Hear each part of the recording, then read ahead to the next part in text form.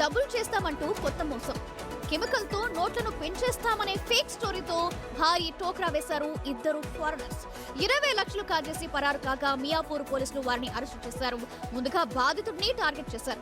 Chemical process తో black pepper నుంచి currency తయారవుతుందని నమ్మించారు. ఆ తర్వాత అసలుకేం మొదలైంది.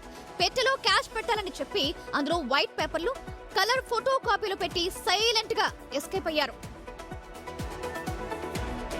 కానీ పోలీసుల టెక్నికల్ ట్రాకింగ్ నుంచి తప్పించుకోలేకపోయారు ఆ కేటుగాళ్లు.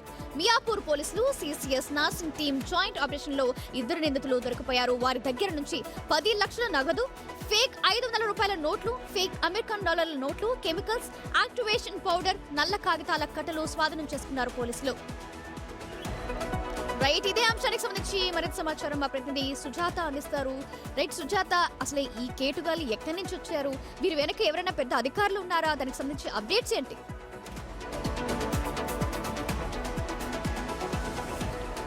సౌజన్య, డబ్బు ఆశ మనిషిని ఎంత వరకు మోసానికి గురి చేస్తుంది అనేది మియాపూర్ ఇష్యూ అర్థమవుతుంది. వీళ్ళు అమెరికాకి చెందినటువంటి వాళ్ళమి, మా దగ్గర డాలర్స్ ఉన్నాయి అని చెప్పేసి ఒక కెమికల్తో వైట్ పేపర్స్ని డబ్బులుగా మారుస్తాము అని చెప్పేసి మనిషి అత్యాశ ఎంత అంటే 20 లక్షలు డబ్బులు ఇస్తే 80 లక్షల రూపాయలు మీకు తిరిగి ఇస్తాము, వైట్ పేపర్స్ మీద కెమికల్స్ చల్లాము, ఒక వారం రోజుల్లోపు అవి డబ్బులుగా మారుతాయి అని చెప్తే నిజంగానే ఆ వ్యక్తి నమ్మాడు. కేవలము అత్యాశతో దాన్ని గమనించినటువంటి వ్యక్తి వెంటనే ఆ బాక్స్ని ఓపెన్ చేస్తే వైట్ పేపర్స్, కెమికల్స్ చల్లినటువంటి వాటివి డబ్బులు ఎలా అవుతాయి అని చెప్పేసి అప్పుడు ఆలోచించాడు. ఆలోపే మోసపోయాడు. పోలీసులకి ఫిర్యాదు చేయడంతో ఇద్దరిని అదుపులోకి తీసుకున్నారు. వాళ్ళు ఆల్రెడీ ఇద్దరిని తీసుకున్నారు. వీరి వెనక ఇంకెవరైనా ఉన్నారా?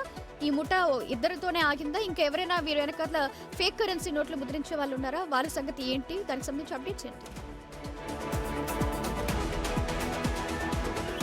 పోలీసుల ఇద్దరిని అదుపులోకి తీసుకొని విచారిస్తున్నారు. వాళ్ళ వెనక ఎవరున్నారు, గతంలో ఎవరినైనా సరే వీళ్ళు మోసం చేశారా, ఫేక్ కరెన్సీని ఎలా క్రియేట్ చేయగలుగుతున్నారు, ఎవరున్నారనే దాని మీద పోలీసులు అయితే మాత్రం ఇన్వెస్టిగేషన్ కొనసాగుతుంది. గతంలోనూ అనేక మందితో ఇలాంటి డబ్బులు రెట్టింపు చేస్తాము అని చెప్పేసి ఫేక్ కరెన్సీ, అదేవిధంగా కొన్ని పౌడర్స్ని, కెమికల్స్ని చల్లి డబ్బులు డబుల్ అవుతాయని చెప్పేసి నమ్మించి మోసం చేశారని కూడా పోలీసుల ఇన్వెస్టిగేషన్లో తెలుస్తుంది. అయితే ఎంతవరకు వీళ్ళు మోసం చేశారు, ఎంతమంది అందులో మోసపోయారు అనే దాని మీద అయితే ప్రస్తుతం ఇన్వెస్టిగేషన్ కొనసాగుతుంది.